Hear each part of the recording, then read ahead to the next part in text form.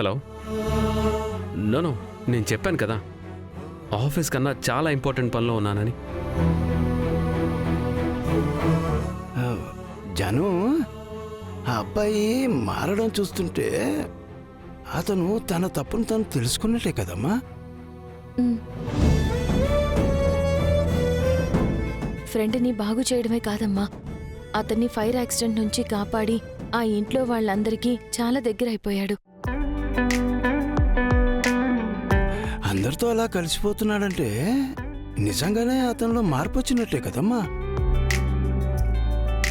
మార్పు మొదలైనట్టే. ఈ మార్పుకి కారణం తనకి నీ మీదున్న ప్రేమేనమ్మా. అతని ప్రేమలో బలం ఉంది కాబట్టే నువ్వు అన్నట్టు అతనిలో మార్పు జరుగుతుంది. ఇక మీకంతా మంచిది జరుగుతుంది తల్లి.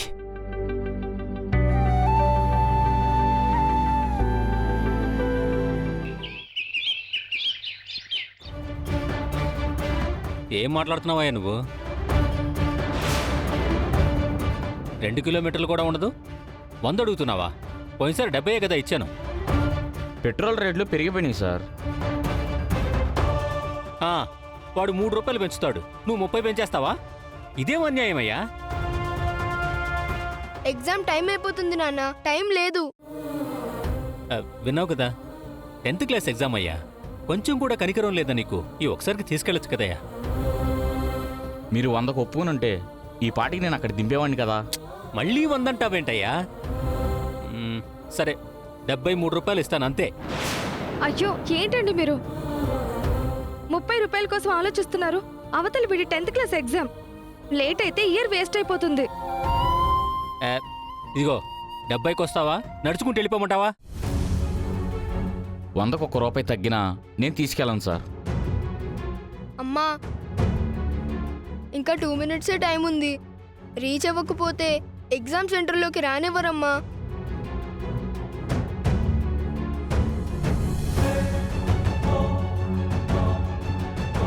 చూడవయ్యా, వాడి కన్నీళ్లు చూసైనా కొంచెమైనా కరగట్లేదా నీ మనసు? మీరే మనుషులయ్యా, దేశంలో మానవత్వమే మంట కలిసిపోయింది. బాబు,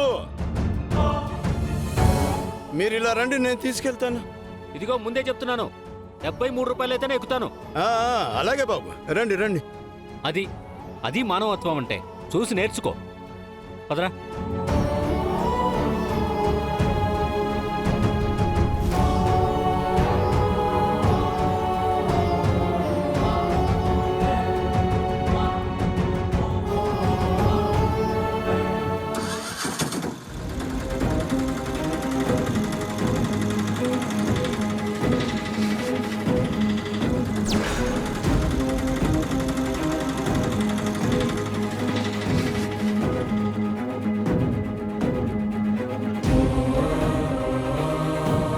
అమ్మా, ఇంకా 1.5 మినిటే టైం ఉందమ్మా. అందుకే చెప్పేది ముందే బయలుదేరమని. నా మాట ఎప్పుడైనా విన్నావా? మీరక్కడ బేరం ఆడకపోయి ఉంటే ఈ పాటికి వెళ్ళిపోయేవాళ్ళం. తొందరగా పోనీమయ్యా. అలాగే.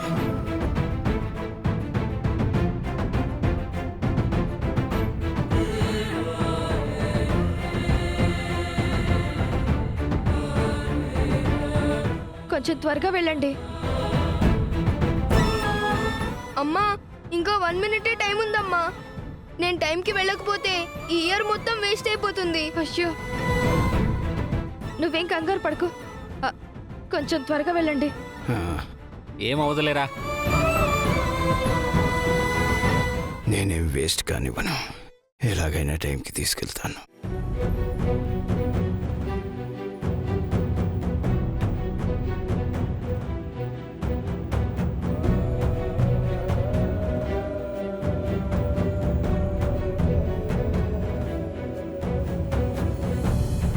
అమ్మయ్య, వచ్చేసామమ్మా. టైంకి రీచ్ అయ్యాం. ఎగ్జామ్ బారాయ్. అలాగే అమ్మా, బాయ్. బాయ్ నానా. బాయ్ నాన్న. బాయ్. చాలా థ్యాంక్స్ అండి. థ్యాంక్స్ చెప్తే డబ్బులు ఎక్కువ అడుగుతారు. నువ్వు ఉండు.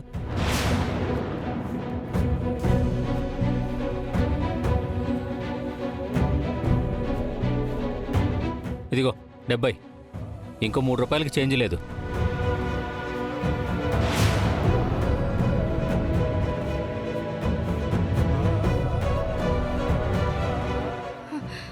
మావయ్య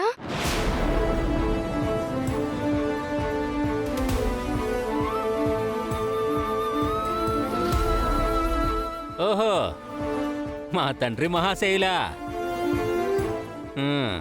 ఏంటి గెటప్? ఆఖరికి నువ్వు ఈ ఆటో నడుపుకుంటున్నావా? అందుకే అంటారు చేసుకున్నోడికి చేసుకున్నంత అని. ఆ రోజు నువ్వు విఆర్ఎస్ తీసుకోకపోతే ఇవాళ నీకు ఈ గతి పట్టుండేది కాదు కదా. ఏంటండి ఏంటా మాటలు?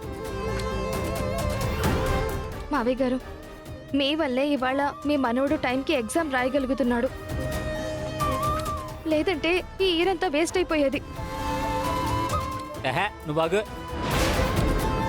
ఇప్పుడేదో ఈయన గారి వల్ల మనవాడు స్టేట్ ఫస్ట్ సాధించినట్టు మాట్లాడతావేంటి? ఇవాళ మన వల్ల ఈయన 70 రూపాయలు సంపాదించాడు. అందుకు సంబరపడమను. రే నోర్మైరా, నువ్వెలాగో మారవు. కనీసం కన్న కొడుకు జీవితమైనా బాగుండేలా చూడరా. రే, నువ్వు తప్పులు చేస్తే నేను భరించాను, ఎందుకంటే నువ్వు నా కొడుకు కాబట్టి. కానీ నువ్వు తప్పులు చేస్తే నా మనవడు భరించడురా, ఎందుకంటే వాడికి నువ్వు తండ్రివి కాబట్టి.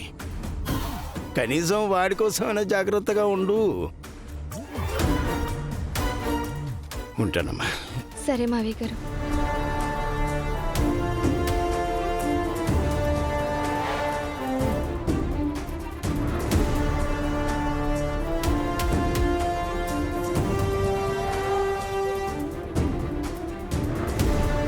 ముసలోడయ్యాడు కదా, చాదస్తం ఎక్కువైందిలే. ఏమండి, ఇప్పుడు ఎలా వెళ్తాం? ఇంకొక ఆటో ఎక్కి వెళ్దామా? ఆటో లేదు గీటో లేదు, నడుచుకుంటే పదా.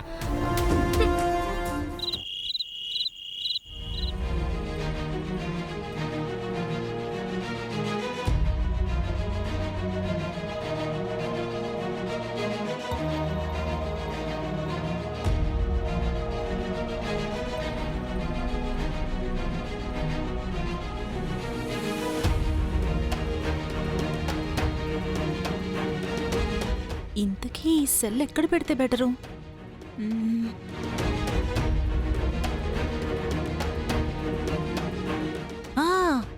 ఇక్కడైతే బాగా కనిపిస్తుంది.